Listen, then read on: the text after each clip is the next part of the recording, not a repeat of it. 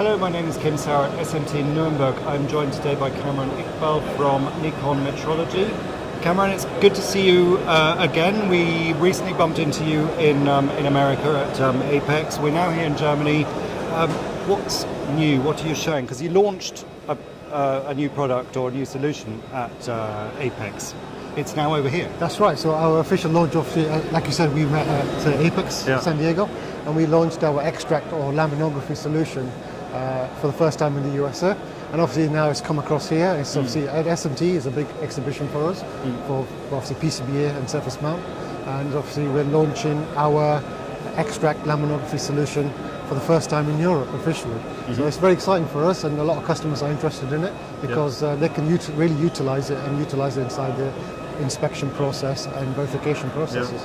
So from your experience of launching it in the US, are you finding or are you expecting that there's going to be similar reaction to it here in Europe, since a lot of people say the markets are similar in terms of the industries that are here?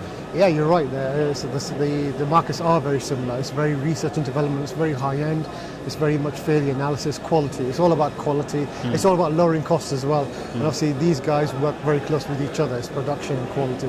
And trying to make that gap as small as possible. It's an ongoing trend. It's trying to get, as competition gets fierce out there in the different industries, the people or the companies that actually get product to market quicker will win.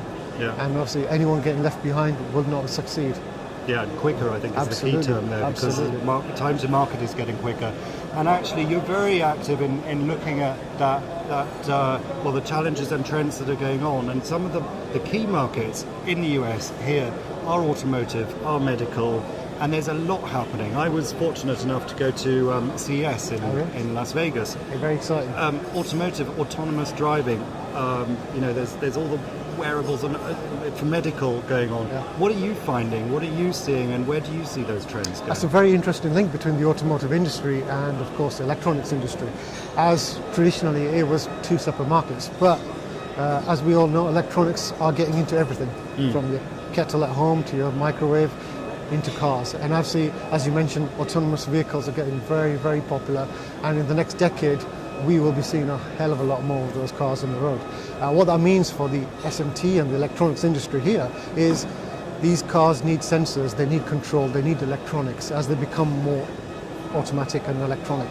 And obviously the knock-on effect of what we've had from a Nikon inspection point of view or X-ray point of view, we're working with key household names and key drivers in the industry to actually utilize X-ray inspection to have a quality control aspect on their products, rapid prototyping, and getting obviously products and designs quicker to market. And obviously for us, it's very important to work very closely with these industry drivers and these movers in the industry because they want to be the first, and there are a lot of key players trying to beat each other, trying to get to the market. They want to be the best and they want to get there first. And we're working with them and actually making sure we can help them as well. Well, because one of the things that's coming out of this rapid prototyping or rapid time to market and the production or manufacturing process are words like complexity, are words like miniaturization. I mean, these are all really important aspects where you have the solutions to be able to continue the process and get products out there really, really quickly. So how do you see those developments specifically on the PCB, that miniaturization, that complexity? How do you see that developing? We're kind of lucky because the kind of technology that we have is X-ray. The inherent nature of X-ray is that we can see through things, whereas AOI will struggle because they can only see the top layer. Pick and place machines, all these they all look at the surface. We're lucky enough that because we can look through all the layers, that's what X-ray is. Miniaturization is not just getting smaller, it's all about integration. It's 3D stack, it's kind of getting as much technologies into one footprint as possible. And that's what these sensors are. They're just trying to cram in so much technology in such a small footprint. It's unbelievable. And it's getting denser, and it's getting compactor, it's getting tighter. And when you shove so much technology into one small footprint or package, you've got more chance or more probability of failure. And now our customers don't want failure, especially in automatic cars, for example, or aerospace, for example. These are mission critical applications, so you cannot have failure.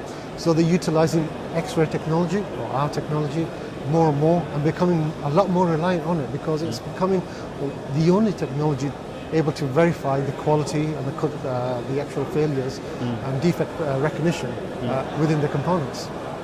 Another key challenge that we're finding is that with these developments and the speed comes the use of different materials, specifically for medical wearables, and that's merging into the consumer side with electrics being on our clothes all over the place. Is that the future? It's getting unbelievably exciting in that section. It's a very good topic you brought up. The medical side and the wearable technology, and the medical market, when it actually goes inside the human body, talking about kind of disease fighting, cancer fighting, microsurgery on that level, micro robotics. It's unbelievably exciting, and the kind of technology that's getting involved.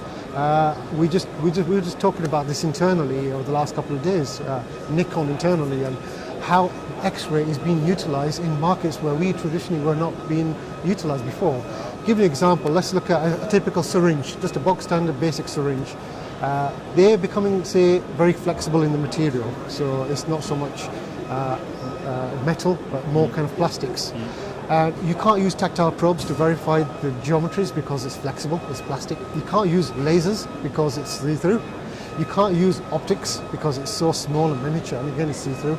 You can only use X-ray technology, and you want to look at any inclusions or any voiding or any kind of imperfections and geometries you want to verify.